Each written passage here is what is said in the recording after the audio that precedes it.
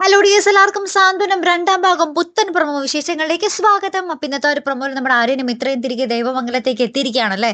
അല്ലെ, അപ്പൊ നമ്മുടെ ആര്യൻ ആ ഒരു മുറിയിലൊക്കെ തുറന്ന് കയറി ആ ഒരു മുറിയിലെ ഓർമ്മകളൊക്കെ ഇങ്ങനെ അയവർക്കുകയാട്ടോ.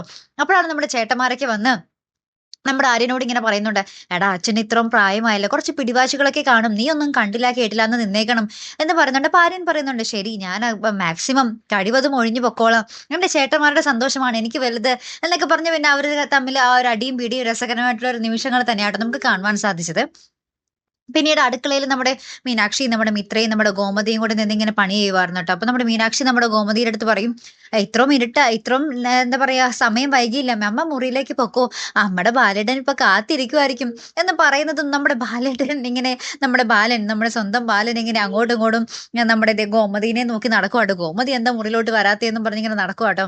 അപ്പൊ എന്തായാലും അങ്ങനെ എല്ലാ വഴക്കുകളും മാറി ആ ഒരു ദേവമംഗലം വീട് ഭയങ്കര സന്തോഷവും സമാധാനവും നിറഞ്ഞൊരു ദേവമംഗലം വീട് തന്നെയാട്ടോ നമുക്ക് ഇന്നത്തെ ആ ഒരു പ്രൊമോയില് ഉടനീളം കാണുവാൻ സാധിച്ചത്.